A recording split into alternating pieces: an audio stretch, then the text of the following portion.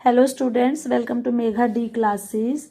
आज हम बच्चों बिल्कुल लास्ट के दो टॉपिक्स हमारे रह गए हैं आपके लेसन नंबर 13 के, वो है म्यूचुअलिज्म और मेंसलिज्म। हम उन दोनों की बात करेंगे।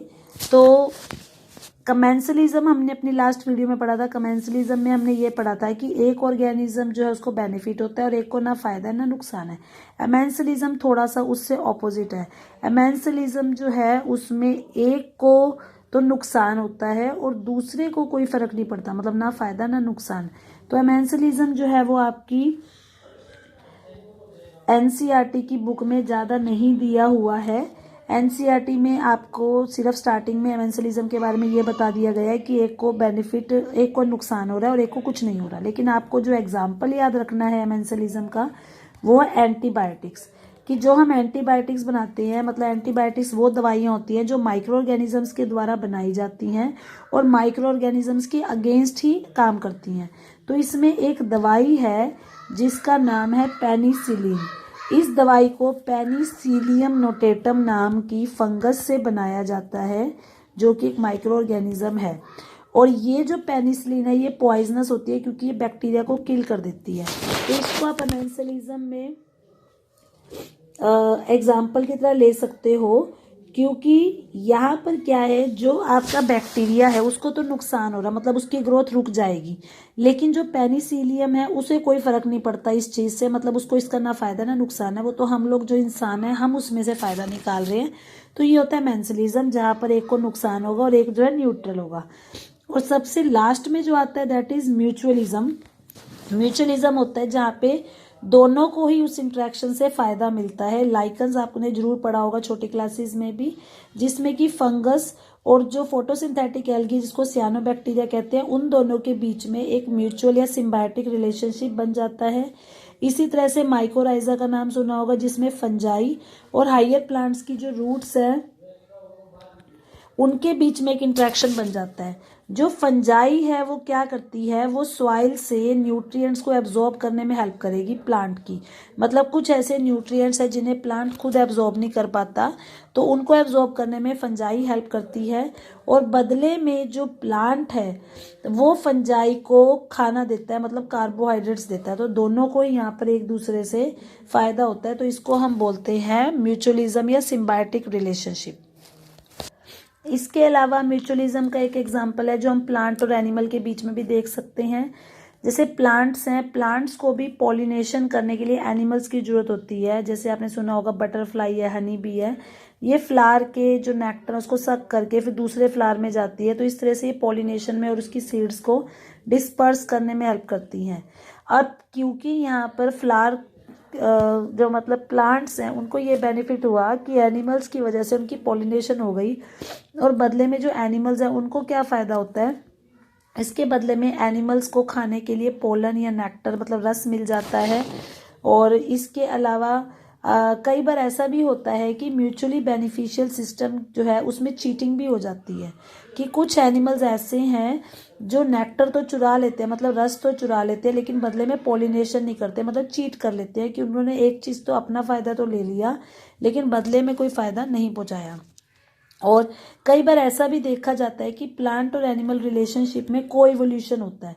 को इवोल्यूशन का मतलब है कि अगर किसी प्लांट ने अपने फ्लावर के अंदर कुछ बदलाव किया, कोई इवोल्यूशन किया है, तो उसके अकॉर्डिंगली जो पॉलिनेटर स्पीशीज है, जो एनिमल्स हैं, वो भी अपने अंदर कुछ ना कुछ बदलाव कराएंगे। जैसे इसमें एग्जांपल दे रखा है फिग ट्री का, कि फिग ट्री की बहुत सारी स्पीशीज ऐसी हैं जो वास्प के साथ बिल्कुल क्लोज रिलेशनशिप में रहती हैं। मतलब कि जो फिग की स्पीशीज है उसको सिर्फ उसकी जो पार्टनर वाली वास्प स्पीशीज है, मतलब जो उसकी पर्टिकुलर वास्प है, वही पॉलिनेट कर सकते हैं, कोई और पॉलिनेट नहीं कर सकता। और साथ ही साथ यहाँ पे जैसे फिग स्पीशीज को तो ये फायदा हो गया कि उनको पॉलिनेशन में हेल्प मिल गई, और बदले में वास्प को हम क्या कह सकते हैं, वास्प को ये फायदा हुआ है कि वो उस फिग ट्री के फ्रूट को अपने एग लेइंग की साइट की तरह भी यूज कर सकता है, मतलब उसमें वो अंडे भी दे सकता है उसके फ्रूट में जाके। और साथ ही साथ उस फ्रूट के अंदर की जो सीड्स हैं उन सीड्स से वो अपने लार्वे को फीड भी कर सकता है, मतलब उस फ्रूट के बीज से उसको अपने बच्चे के लिए खाना भी मिल जाएगा और उसके अंदर अपने एग्स वगैरह देने के लिए जगह भी मिल जाएगी। तो यहाँ पर आप देख सकते हो ऊपर जो है डायग्राम दिखाया हुआ है।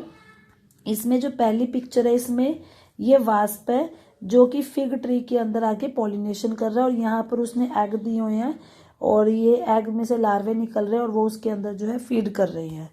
उसके बाद एक इसमें और बच्चों वर्ड आता है, वो क्या है कि जो ऑर्किड्स होते हैं, ऑर्किड्स जो आपको पता होगा एक फूल है जिसको नॉर्मली बुके वगैरह बनाने में यूज करते हैं, तो उसके अंदर बहुत सारे तरह के फ्लोरल पैटर्न्स होते हैं और हर एक फूल को पॉलिनेट करने के लिए एक पर्टिकुलर ही इंसेक्ट होता है और इसके अंदर बहुत ज़्यादा वैरायटी देखी जाती है, जिसकी वजह से अलग अलग इंसेक्ट इसकी तरफ अट्रैक्ट होते हैं। मतलब इन्होंने इवोल्यूशन करके अपने अंदर बहुत सारी वैरायटी क्रिएट कर ली है ताकि राइट इंसेक्ट आके इनको पॉलिनेट कर सके। और बीज और बम्बल बीज हैं जो इनके पॉलिनेटर्स रहते हैं, जो इनको पॉलिनेशन करते हैं।